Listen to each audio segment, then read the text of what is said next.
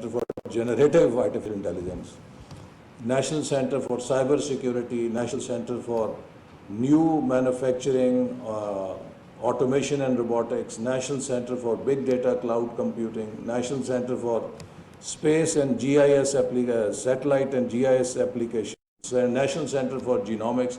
There was a whole range of these centers that we set up, and some of them have done really splendid work. But now, not just these centers, but the human resource that we started to develop. In 1998, under Vision 2010, we approved at that time 5,000 scholarships for overseas researchers, overseas scholarship scheme, 5,000 PhD scholarships for local universities. As a result, now, mashallah, we have thousands of researchers who have gotten their education in good universities abroad or in local universities, and now they are available. But does that investment only mean that they should just be classroom teachers? They should just lecture in their classrooms? Or should do some basic elementary research work in their labs, which probably can enable any researcher to have one major impact factor journal publication? Is that the whole purpose of that investment? No. The purpose of this investment was to develop science, technology and engineering capability of the country so that we could develop into an advanced economy, a techno economy, an economy which is fueled by the power of technology, the good of the people. So that is the missing link. And that is why the new framework we have for Higher Education Department or Higher Education Commission, that each and every university should be accountable, besides their academic excellence, on what is the quality of research and innovation they produce. How many patents have they internationally registered? And then also, what is the quality of academia and industry linkage? How much are they able to reach out to private sector, to our industry, and offer research, offer solutions?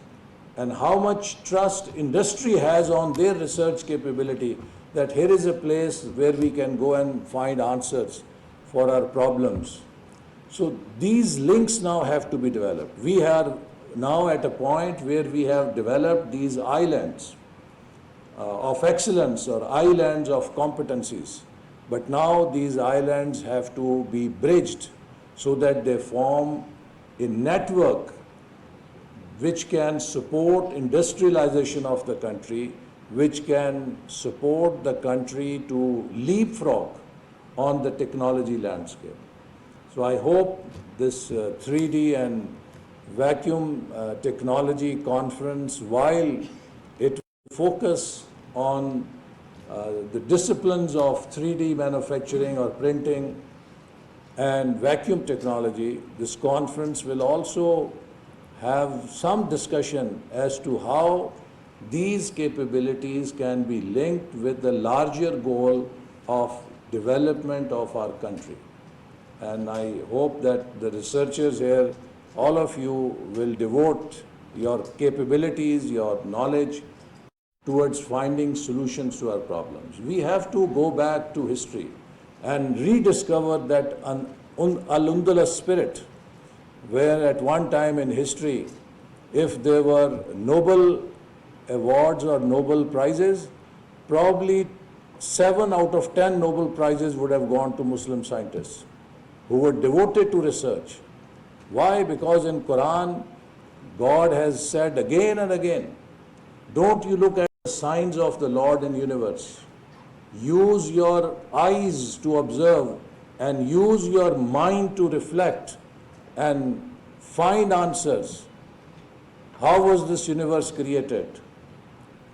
How days and night come, how moon and stars move, how stars are floating in the universe.